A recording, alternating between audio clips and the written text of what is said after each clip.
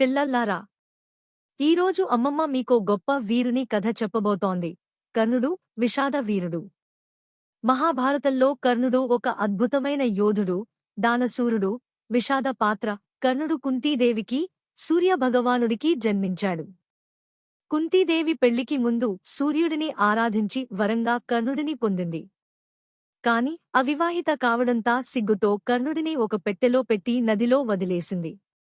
ఆ పెట్టెను అధిరథుడు అనే సారథి, అతని భార్య రాధ తీసుకుని పెంచుకున్నారు. అందుకే కర్ణుడికి రాధేయ అనే పేరు వచ్చింది. చిన్నప్పటినుండే కర్ణుడికి యుద్ధ విద్యలో మంచి ప్రావీణ్యం ఉండేది.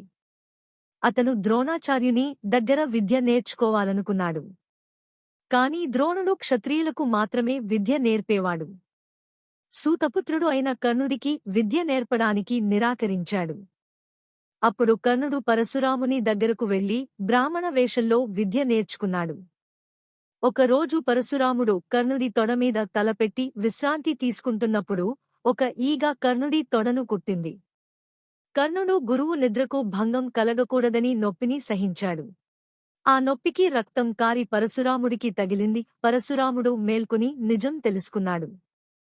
బ్రాహ్మణ వేషంలో వచ్చిన కర్ణుడు క్షత్రియుడని తెలుసుకుని, నీవు నేర్చుకున్న విద్య నీకు కష్టకాలంలో గుర్తురాకుండా పోతుందని శపించాడు. పాండవుల గురించి, అర్జునుడి గురించి విన్న కర్ణుడు అతనితో పోటీ పడాలనుకున్నాడు. ద్రుపదుని స్వయంవరంలో కర్ణుడు కూడా పాల్గొన్నాడు.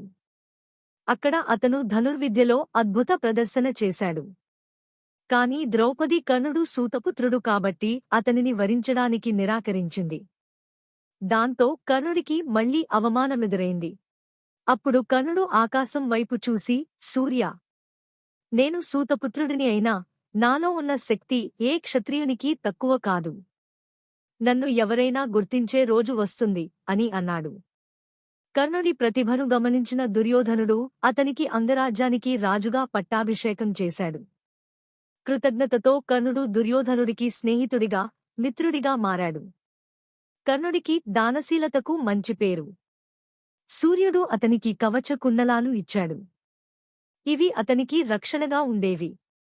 ఇంద్రుడు తన కొడుకు అర్జునుడి కోసం బ్రాహ్మణ వేషంలో వచ్చి కవచ కుండలాలు దానం అడిగాడు. కర్ణుడు తన ప్రాణ రక్షణ కవచాన్ని కూడా సంకోచం లేకుండా దానం చేశాడు. అంతటా